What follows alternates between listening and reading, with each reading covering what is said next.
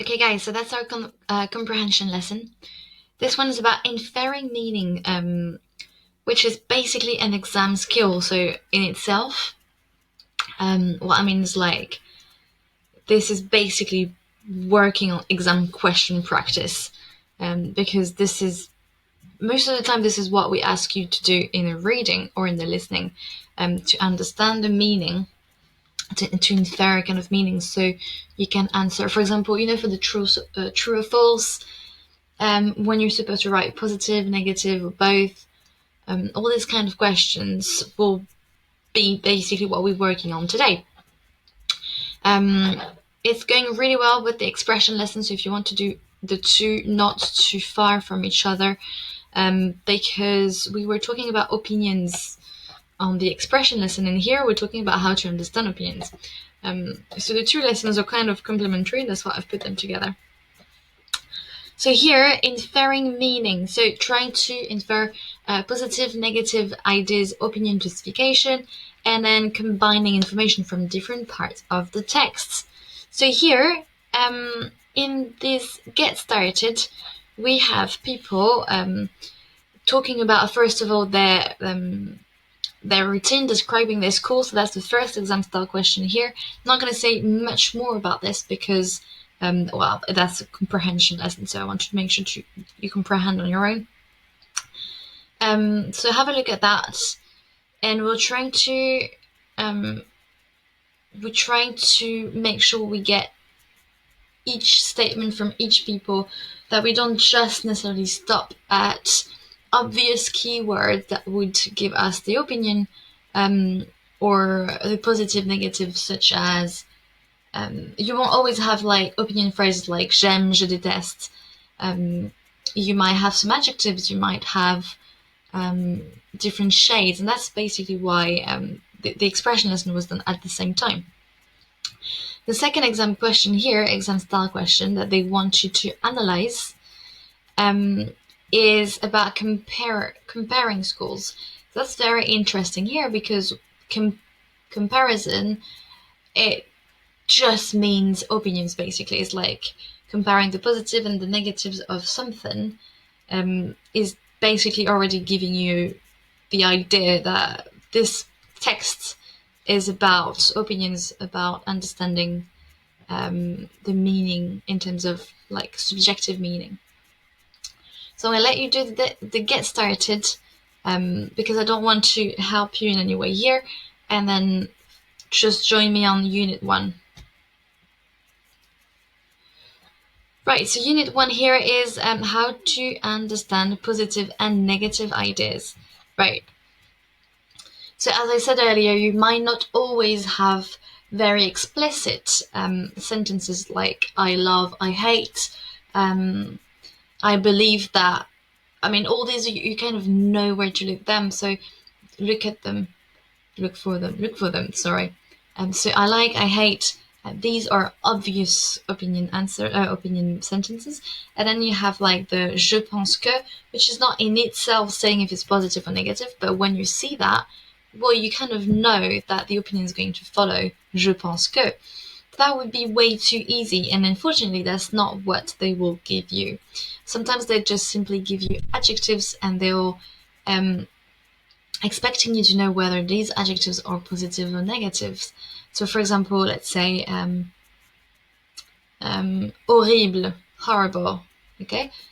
Horrible, which is transparent, that's why I chose it, has a meaning in itself. It has a connotation, whether it's positive or negative. Here, horrible is negative. You hear something is horrible, you don't need to say anything more about it. You know that that's a negative opinion. Sometimes adjectives are a bit more ambiguous, and people have different definition of it. So for example, I take an example that I use with my friends. We were talking about the French language yesterday, and let's say you're describing someone and you say, oh yeah, he's nice, right?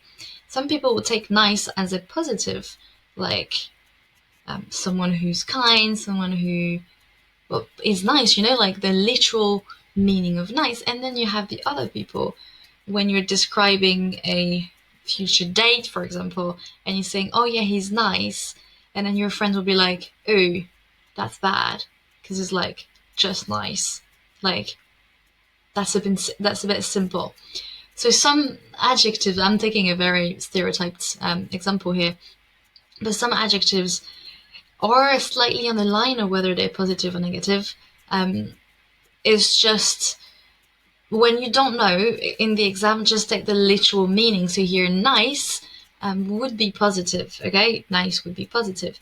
It's only if you're talking with your friends and you've both agreed that nice means way too simple for a date, for example, okay? And then you'd be like, oh yeah, if he's only nice, then that's probably not good. But you've agreed with that with your friend, okay? So when in doubt, just go with the literal meaning of your adjective. So nice would be positive. Original, you know, when someone shows you their fantastic new jumper and you think that jumper is just awkwardly horrible, and you don't want to say anything wrong to them, so you just say, oh yeah, it's very original. Yeah, I'm sure you've done that, or you've heard someone do that before. And original on the regular conversation between young people could be taken as negative, right? But if you take the literal meaning of original, you open a dictionary, you look for original, that would be a positive word. So when in doubt, just go for the literal meaning of adjectives. Same, not same, but like on top of that, we have some words that are what we call false friends. So sometimes you will have adjectives that they look exactly the same in English and in French, but they mean something different. So, for example, the adjective terrible. Okay, so terrible, you could either translate it as terrible or as terrific. We don't have an adjective in French really to say terrific as such, so one that really looks like it. And for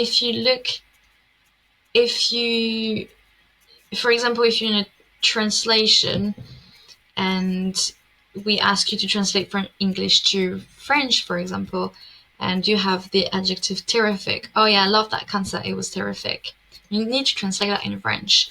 Right, the only word that you know that is similar to terrific is terrible. But here, this is not the same meaning at all, and actually it means the exact opposite. So just to be careful on the false friends that exist in adjectives as well.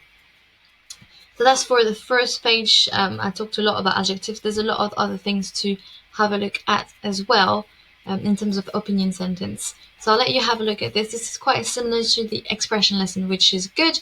That means you'll get a lot of time won from that page. The second page is how to infer your opinions and justification. So as they say here, you often have to show that you understand not only the writer's opinion, but also their reason or justification.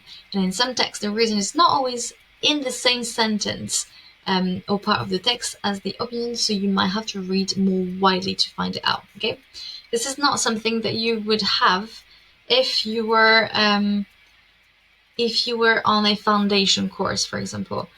Things would be a lot more straightforward, with information ready to be picked up. But here they're trying to trick you, and I'm really sorry to say that, but that's actually true. So they are trying to see if you actually deserve to be there, if you actually understand the French, or if you've just learned a set thing of vocab. So like the basically difference between foundation and higher in French is like foundation, you would be able to recognize familiar stuff. So if things are put in the right order all the time, then you'll be able to recognize them. Some structures that are familiar. Bulk, like, yeah.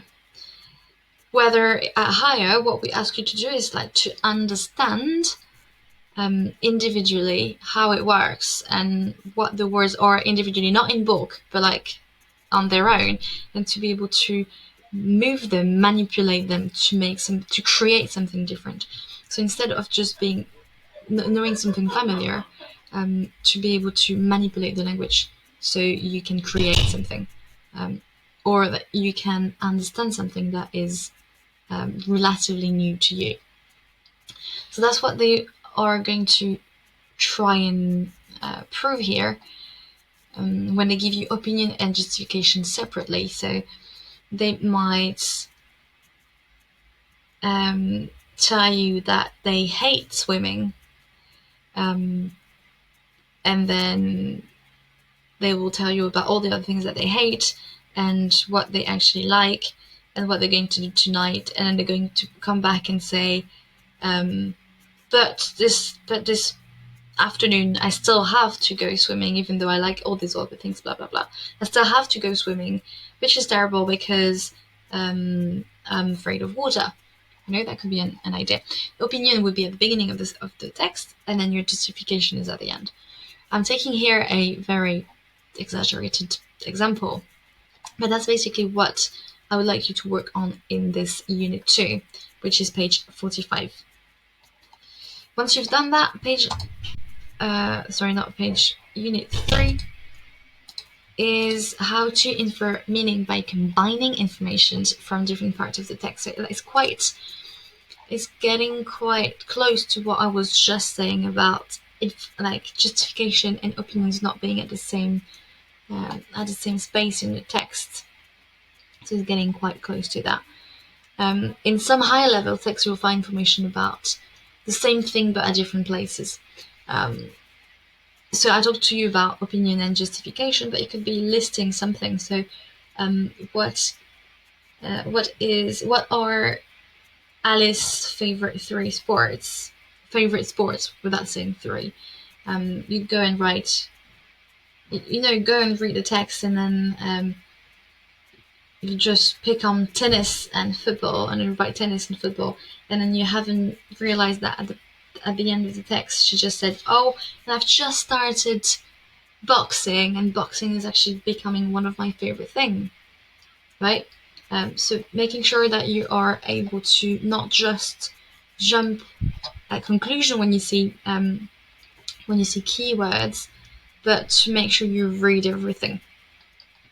So I'm pretty sure I've talked to you about that maths exam that I've taken when I was a bit younger than you, where we had 22 questions. First 3 were something like write the date, your name, and the title.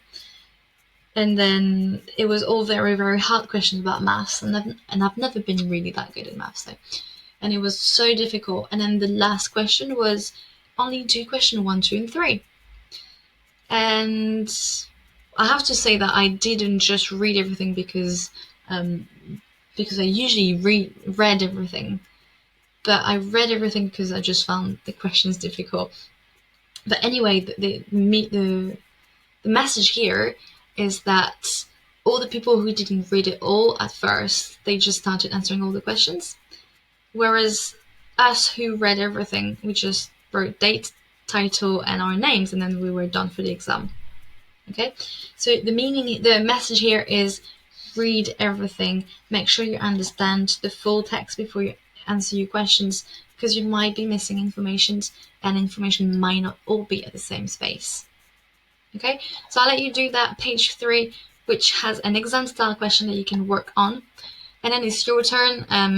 As usual, guys, please submit your turn only. And there's another U-turn on the page after, which just sounds a little bit bigger, so that's great. Okay, so I'll let you have a look at that. Please submit your turn. If you want to review your skills, I think you can do that as well. And I can't wait to see your answers. See you soon.